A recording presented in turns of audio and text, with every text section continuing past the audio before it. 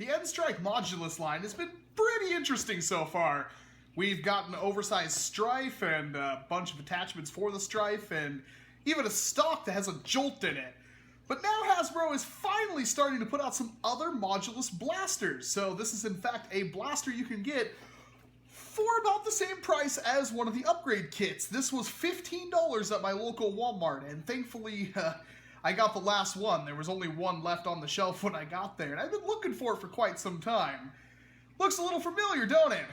Well, we'll get to that. But what do you get for your $15 just by looking at the box? Well, you get a blaster, you get a 4-dart holder, which, you know, ain't too bad, and you get a little barrel attachment.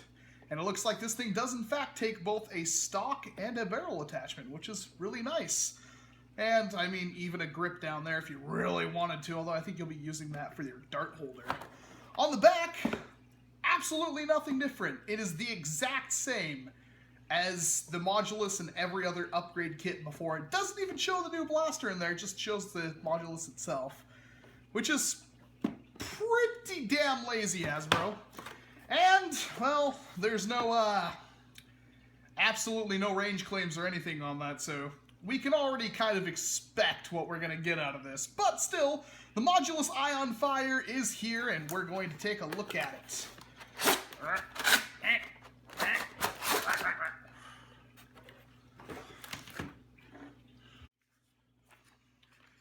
Inside, we get a single piece of paper, which folds open to show us how to use the blaster and how to put on the barrel extension, and tells us to buy all the upgrade kits so we can have 1,000+ blaster combinations. Well, what do we get inside? We get something that is suspiciously familiar. Very, very familiar. And that is in fact because this is what appears to be a Modulus Sharpfire.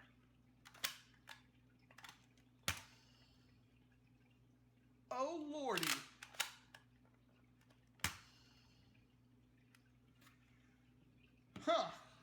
Well, I am not holding my breath for the range claims. Reason for that being is that this was apparently primed in the box at the store, and I've had it for a few days now.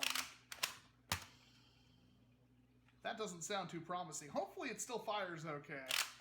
But yeah, it is in fact a Sharpfire. A Sharpfire that is apparently really hard to keep closed right there. I don't know if that's going to be an issue with mine. Like I said, when I saw it in the box, it was like this. And yeah, when I primed it back, there was no resistance. So I might have to kind of break it in. Ooh, this is looking really good, Hasbro. Really good. So definitely when you're taking a look at your blasters in the store, make sure that there isn't a gap like that. Otherwise, you may be in for some issues. It's kind of unfair to say this one sucks because of that issue, but I haven't even fired it yet. Aesthetically wise, it's interesting. It's got a little carry handle right here, which doesn't... I have pretty chunky hands. They're not very big, but they're pretty chunky. And it kinda gets in the way. Not really. Oh my god, dude. Oh, this is not looking good. Kinda gets in the way. Not very much. You may, if you're not paying attention, hit your knuckle on that. But otherwise, the grip is okay. It's fairly big sized, although it's very, very smooth with these hard edges right there. Feels okay in my hand. I don't see any issues coming from using this thing for long periods, although it's certainly not that comfortable. Thankfully, it is nice and big. And overall, the aesthetics are pretty good. Got a stock attachment point right there, and a barrel extraction point right there, so you can put on whatever the hell this is supposed to be. That does not fit this blaster at all. And yeah, that doesn't work at all. Maybe if this was squarish, I would buy it, but it's an attachment. It's not too bad. It's the smallest looking silencer attachment we've had, but I've seen better. I've seen better. Oh my god, dude. That is really annoying. And then your 4-dart holder, which obviously goes on the bottom like that. So, not bad for 15 bucks if this thing actually flippin' fires, which we will find out after I figure out. Gee, do they just like, hey guys in the factory, use as much damn tape as possible. Seriously, use all of the tape, all of it. All of the Scotch tape, an entire roll of Scotch tape on this thing. Make sure nobody reaches into the box and steals our darts. No, we don't need a better design. We just need more Scotch tape. More Scotch tape. Oh, man. Okay, well, we have our little dart holder down here, which works pretty good. And time for the moment of truth. Load this just like a sharp fire. Sharp. Well, it fires. It don't fire good. Can't even stand this up. Let's see here. Hamster treats. Box. That's the cool thing about an unmodified sharp fire. It's nice to have the breech on it, but yeah, you can not work. It's not bad. It's it doesn't have a sting to it, that's for sure. Oh my god. But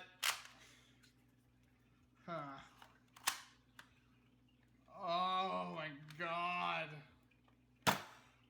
Maybe that's why this was the last one on the shelf.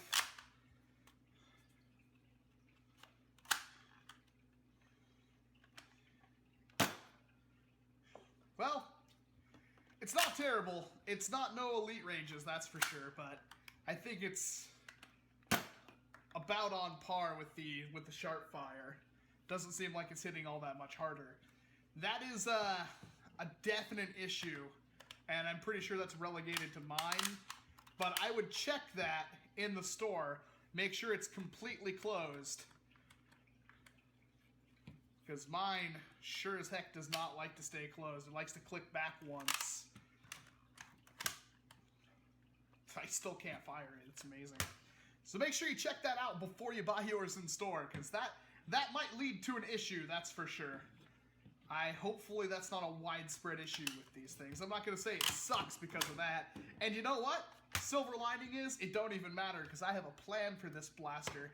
Something I originally wanted to do with the sharp fire to begin with that I just didn't get a chance to.